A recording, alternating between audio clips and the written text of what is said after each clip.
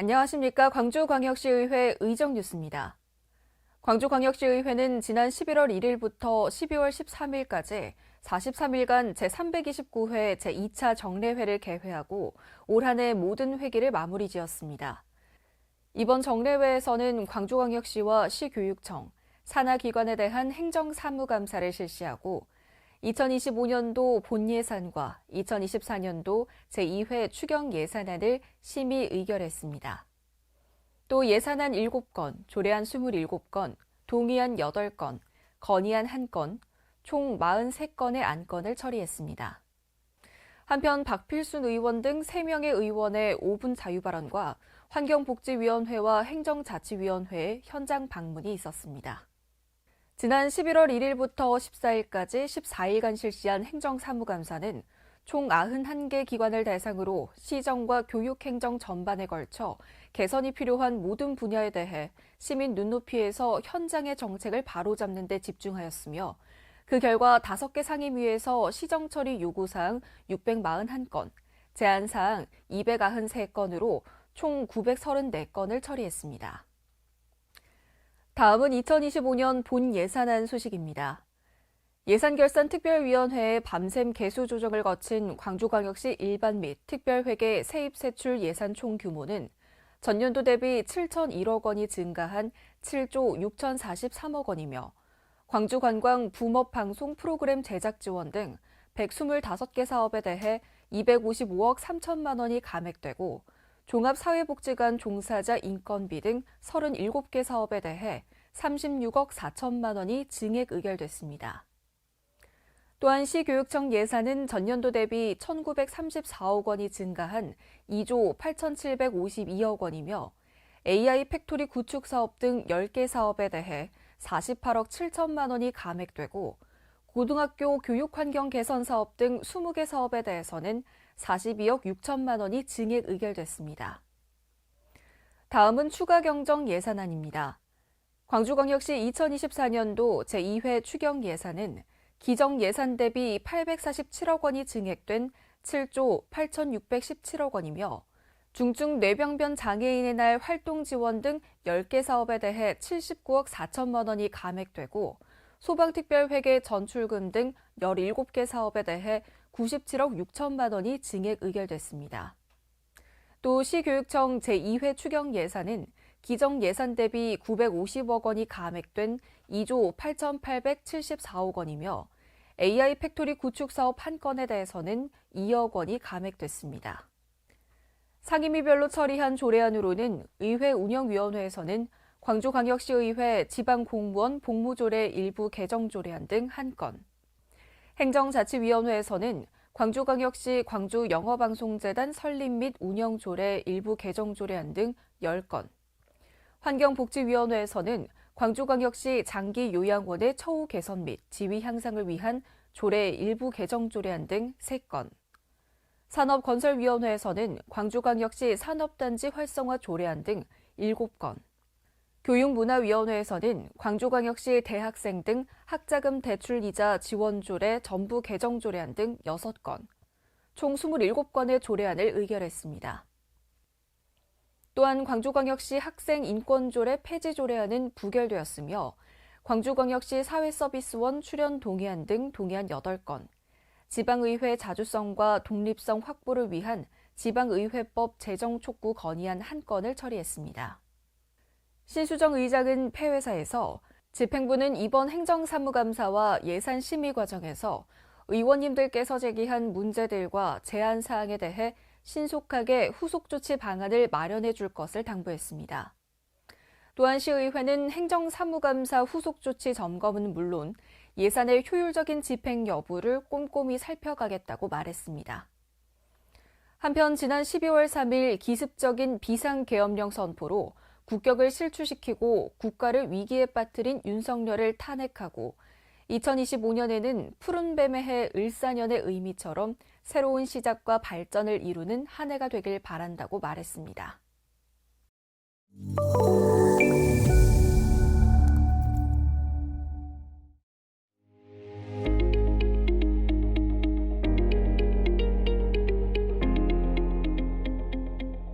광주광역시 도시계획조례 일부 개정안은 도심 공동화와 상업지역의 공실 문제를 해결하고 지역경제를 활성화하기 위해 마련되었습니다.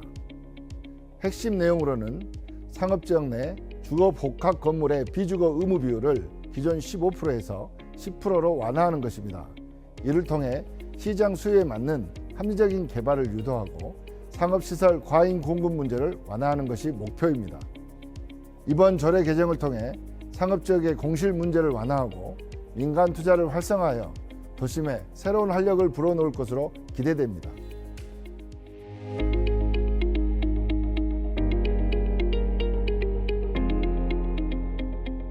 광주광역시 어린이 청소년 교통지원 조례안은 광주광역시 교육청도 광주시가 추진하는 어린이 청소년 대중교통비 지원 사업에 사회적 책임과 예산 지원을 할 수 있도록 근거를 마련하기 위해 발의하게 되었습니다. 광주시는 지난 5월 전국적으로 시행되고 있는 대중교통비 지원 사업인 K패스에 할인율을 더해 광주 G패스 사업을 2025년 1월부터 시행합니다. 이를 이용하면 어린이는 무상, 청소년은 반값 요금으로 대중교통을 탈 수 있습니다. 그러나 추가로 소요되는 61억 원 예산 확보에 어려움이 많았습니다. 이번 조례 개정으로 광주광역시 교육청이 관련 예산을 지원할 수 있게 된 것입니다. 어린이 청소년의 보편적 교통복지 실현과 고물가 시대의 학부모의 경제적 부담을 낮출 수 있을 것으로 기대합니다. 감사합니다. 광주광역시 산업단지 활성화 조례는 우리 지역의 생산활동의 중심인 산업단지 활성화에 필요한 사항을 담음으로써 우리 지역 경제 발전에 이바지하고자 이 조례를 발의했습니다. 이번 조례안에는 지역 산단들에 대한 투자 확대와 경영 활동을 지원하는 내용을 담았습니다.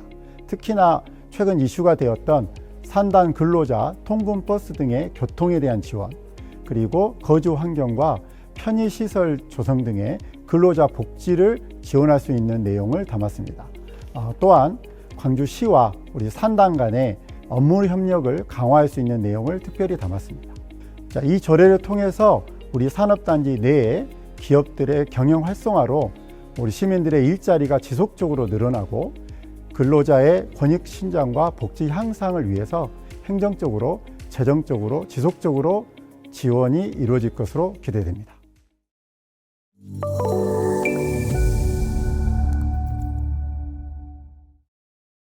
대자보 도시의 전환을 꿈꾸는 광주광역시는 지금 어떤 상황입니까? 현재 광주 횡단보도는 대부분 정지선 위격거리가 2m이며 최근에 들어서야 사고가 빈번한 것 중심으로 몇 구간만 5m로 확대 중입니다. 스마트 횡단보도도 마찬가지 상황입니다. 답변은 예산 부족이 이유입니다. 그런데 만약 우선순위를 안전으로 했을 때 광주의 교통사고 저감과 이로 인한 인명피해가 줄어든다면 자연스럽게 보행자 중심 교통서비스가 확대될 것이고 보이지 않는 예산을 지키는 일이 될 것입니다. 최근 광주의 마지막 연탄 공장이 역사 속으로 사라졌습니다. 우리 시는 올해부터 전주에서, 경주에서 연탄을 수입해옵니다. 연탄 없는 도시 광주를 선언하고 연탄 지원은 단계적으로 중단해야 합니다. 친환경 에너지를 활용한 난방 시스템을 구축해 주십시오. 에너지 바우처 지원을 확대하고 주택 에너지 효율을 개선할 수 있는 그린 리모델링 사업을 적극 확대해야 됩니다. 산업부분 에너지 효율화 및 신재생 에너지 도입을 촉진해야 합니다. 잘게 쪼개진 플라스틱, 즉 미세 플라스틱, 나노 플라스틱이 환경은 물론이고 사람의 건강까지 위협하고 있습니다. 플라스틱 오염을 해결하기 위해서는 강력한 생산 감축 목표가 반드시 전제되어야 한다고 촉구하고 있습니다. 생산을 멈추지 않은 채로 재활용과 폐기물 관리만으로는 오염 문제를 해결할 수 없다는 것입니다. 석유계 폴리머 플라스틱이 아닌 생분해성 플라스틱, 바이오 플라스틱 활용도를 높여가는 정책도 제안합니다. 농수산 부산물이나 폐기할 수밖에 없는 인연 농산물을 원료로 활용하는 등의 기술 육성과 실용화도 일부 대안이 될 수 있습니다. 저는 지난 2024년 12월 9일 국민의힘 권영진, 주호영, 성일종, 김소희 이상 4명이 받은 광주 명예시민증을 이탈해야 한다고 주장했습니다. 국회에서 진행된 대통령 탄핵 소추안 표결에 불참하고 본회의장을 퇴장한 의원들은 모두 내란에 동조한 범죄 행위를 저질렀습니다. 이들은 국민의 목소리를 외면한 채 본인의 기득권을 지키기에 급급했습니다. 이러한 행태를 보인 국민의힘 국회의원들이 광주에 온다면 우리는 그들을 내빈으로 인정해야 합니까?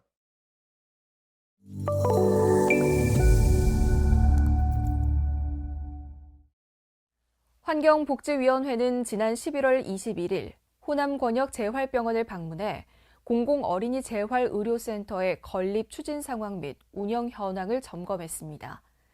위원들은 또 병원 관계자들을 격려하며 열악한 병원 환경 개선 방안에 대해 논의하고 현재 건립이 지연되고 있는 공공어린이 재활의료센터가 내년 초 원활히 개원할 수 있도록 최선을 다해줄 것을 당부했습니다. 행정자치위원회는 지난 11월 22일 옛 전남도청을 방문해 옛 전남도청을 당시의 모습으로 복원하는 사업에 대해 다양한 의견을 공유하고 전남도청 복원추진단에 최선을 다해줄 것을 당부했습니다.